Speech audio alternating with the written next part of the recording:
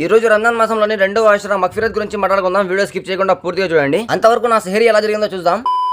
So hi friends అందరికి, ఈ రోజు సెహరీ చేయడానికి 3 గంటలకు లేసాను. ఇది రంజాన్ మాసంలో 14వ రోజు. ఇక ఫాస్ట్ గా ఫ్రెష్ అయిపోయి మస్జిద్ కి అయితే బయలుదేరాను. ఇక మస్జిద్ లో bagara rice, dalcha chicken fry అయితే వేసినారు. ఇక నేను మా అత్త కొడుకు మా ఫ్రెండ్ గారు ముగ్గురం తినేసి ఇక పెరగన్నం అంటే పెరగన్నం కూడా పెట్టించుకొని తినేసి ఇంటికి అయితే వెళ్ళిపోయినాము. ఇక టైం అయితే ఫాస్ట్ గా వాటర్ తాగి సెహరీ కంప్లీట్ చేసి నమాజ్ కి వెళ్ళొచ్చి పనుకున్నాను. ఇక మా ఫ్రెండ్ ఫోన్ చేసి ఏసీ సర్వీస్ ఉంది పోయేసాంరా అంటే వెళ్ళి ఏసీ సర్వీస్ చేసి కంప్లీట్ చేసుకుని ఇంటికి అయితే వచ్చేసినాము. ఇక రంజాన్ మాసంలోని రెండవ ఆషరా మగ్ఫిరత్ గురించి తెలుసుకుందాము. రంజాన్ మాసంలో రెండవ 10 రోజులను మగ్ఫిరత్ అంటారు. అంటే మన పాపాలకు క్షమాపణ పొందే కాలం. మనం తెలిసి తెలియక చేసిన తప్పులను తలుచుకొని పశ్చాత్తాపం చెందుతూ అల్లాహ్ను క్షమించమని వేడుకోవడానికి ఇది సరైన సమయం. మనం ఇతరులకు మనస్ఫూర్తిగా క్షమించినప్పుడే ఆ అల్లాహ్ మనల్ని క్షమిస్తాడు. ఈ రోజుల్లో పదే పదే చదువుకోవాల్సిన దుఆ ఇది. అస్తగ్ఫిరుల్లాహ్ రబ్బీ మిన్ కుల్లి జంబిన్ వ అతూబు ఇలైహి. దీనికి అర్థం ఏంటంటే నా పాపాలన్నింటికి నేను అల్లాహ్ను క్షమాపణ కోరుతున్నాను అని అర్థం. ఈ పవిత్రమైన రోజుల్లో మన మనసుని శుద్ధి చేసుకుని అల్లాహ్ యొక్క క్షమాపణను పొందుదాం. ఇక రేపటి వీడియోలో 3వ అష్రా నజాత్ గురించి తెలుసుకుందాం. అంతవరకు నా ఇఫ్తార్ ఎలా జరిగిందో చూడండి. సాయంత్రం ఇఫ్తార్ కి ఇంట్లోనే ప్రిపేర్ చేసుకుని ఇక టైం అయ్యింటే దుఆ చేసుకుని ఖర్జూరంతో ఉపవాసం విరమించి ఇక చపాతీలు ఇవన్నీ తినేసి ఇఫ్తార్ కంప్లీట్ చేసి నమాజ్ కి వెళ్ళిపోయాను. సో ఈ రోజు నా 14వ ఉపవాసం అయితే ఇలా జరిగింది. ఇక మన ఛానల్లో రంజాన్ గురించి ఈ నెల మొత్తం వీడియోస్ వస్తూనే ఉంటాయి. ఒకసారి నా అకౌంట్ లో డే 1 నుంచి వీడియోస్ ఉన్నాయి, వెళ్ళి చూడండి. ఇక ఈ వీడియోస్ ఎలా ఉన్నాయో కమెంట్ చేసి ఫాలో అండ్ సబ్స్క్రైబ్ చేసుకోండి.